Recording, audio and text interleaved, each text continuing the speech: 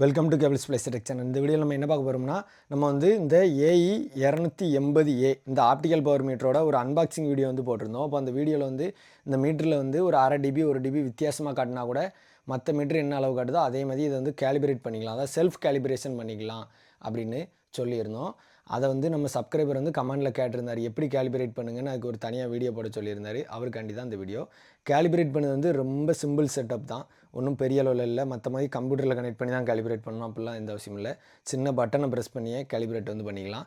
அதுக்கு எக்ஸ்ட்ரா ஒரு கரெக்டாக காட்டுத மீட்டரும் ஒன்று எடுத்து வச்சுக்கிடுங்க. எவ்வளோ வித்தியாசமாக காட்டுதுங்கிறத ஃபஸ்ட்டு நோட் பண்ணிவிட்டு அடுத்து கேலிபிரேட் வந்து ஈஸியாக பண்ணிக்கலாம். ஃபஸ்ட்டு இந்த ஆப்டிக்கல் போர், ஒரு ஆப்டிக்கல் போர் வந்து எடுத்துக்கிடுவோம். எடுத்து ஏஇ 120 கொடுத்துருக்கேன். அது எவ்வளோ காட்டுதுன்னு பார்ப்போம். -3.34 காட்டுது. இதை அப்படியே எடுத்து இந்த பக்கம் கொடுத்துக்கிடுவோம். எவ்வளோ வித்தியாசமாக காட்டுதுன்னு தெரிஞ்சால் தான் நம்ம அதை கணக்கு பண்ணி கேலிபிரேட் பண்ண முடியும். இது -2 டிபி அப்படின்னு காட்டுது. இது 3.34. அப்போ ஒரு 1.34 வந்து வித்தியாசம் இருக்குது. அப்போ நம்ம ஒரு 1.3 கூட்டணும்னா ஓரளவு சேமாகவே வந்துடும். இப்போ எப்படி கேலிபிரேட் பண்ணுதுன்னு பார்த்துக்கிடுவோம். சிம்பிள் மெத்தட் தான். இந்த அம்புக்குறியை நீங்கள் வந்து லாங் ப்ரெஸ் பண்ணிக்கிட்டே இருக்கணும். பண்ணிங்க அப்படின்னா இங்கே சிஏஎல் அப்படிங்கிற ஒரு மோடுக்கு வந்துடும். சிஏஎல்னு வேறு இல்லை, கேலிப்ரேஷன் அந்த மோடுக்கு வந்துடும். எவ்வளோ நமக்கு வந்து ஒரு -1.3 வந்து கூட்டணும். அப்போது -1.3 வச்சாச்சு. இப்போது இந்த ஸ்டோருங்கிறத ஒரு சிங்கிள் ப்ரெஸ் அவ்வளோதான் பண்ணியாச்சுன்னா இப்போ அப்படியே கேலிப்ரேட் வந்து ஆயிடுச்சு. இப்போ பார்த்தீங்கன்னா தெரியும் -3.30 வரை காட்டுது. ஸோ இப்போ இங்குடி என்ன காட்டுச்சோ அதே ஆப்டிக்கல் பவரை நம்ம இங்குடியும் கேலிப்ரேட் பண்ணி வச்சாச்சு. இது வந்து நம்ம 1550 வேவ்லென்த்துக்கு மட்டும்தான் கேலிப்ரேட் பண்ணியிருக்கோம். இதுமாதிரி ஒவ்வொரு வேவ்லென்த்துக்கும் தனித்தனியாக கேலிப்ரேட் பண்ணிக்கலாம்.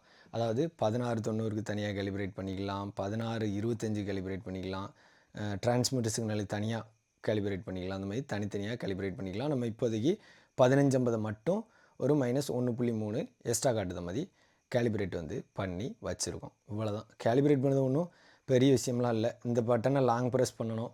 ப்ரெஸ் பண்ணிவிட்டு எவ்வளோ கேலிப்ரேட் பண்ணணுங்கிறத நம்ம ப்ளஸ் ஆர் மைனஸில் இந்த அம்புக்குறியை அட்ஜஸ்ட் வந்து பண்ணிவிட்டு லாஸ்ட்டில் இந்த ஸ்டோருங்கிறத ஒரு ப்ரெஸ் பண்ணியாச்சுன்னா கேலிப்ரேட் வந்து ஆயிரும். இவ்வளோதான் விஷயம்.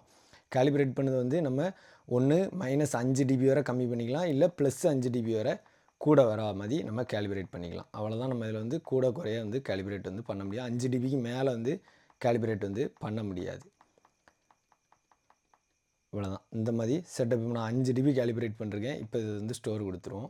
+3 வர மாதிரி காட்டுச்சு. அதான் -2 வருது, இப்போ +3 வர மாதிரி காட்டுது. இந்த மாதிரி கேலிப்ரேட் வந்து ஈஸியாக பண்ணிக்கலாம். அது வந்து ஒன்றும் பெரிய விஷயம் இல்லை. ரிசல்ட் வந்து உள்ளே ஆட்டோமேட்டிக்காக ஸ்டோர் வந்து எப்பவும் போல் ஆகிடும். நீங்கள் மறுபடியும் மீட்டரை ஆஃப் பண்ணிவிட்டு மறுபடியும் ஆன் பண்ணால் கூட அதேமாதிரி +3 தான் காட்டும்.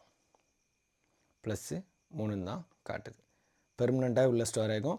நீங்கள் வேண்டானாலும் வேறு ஒன்றும் இல்லை. அதே இதில் போய் இந்த 5ன்னு செட் பண்ணி வச்சுருக்க 0ன்னு செட் பண்ணிட்டீங்கன்னா கேலிப்ரேஷன் வந்து ரீசெட் ஆயிரும். இந்த ஆப்ஷனை பயன்படுத்தி 5 டிபி கூடையும் காட்ட வைக்க முடியும், 5 டிபி கம்மியாகவும் காட்ட வைக்க முடியும். இவ்வளோதான் இந்த வீடியோ. மேலும் இது போன்ற டெக்னிக்கல் தகவலுக்கு கேபிள்ஸ் பிளஸ் சேனலை சப்ஸ்கிரைப் பண்ணி சப்போர்ட் பண்ணுங்கள். தேங்க்யூ.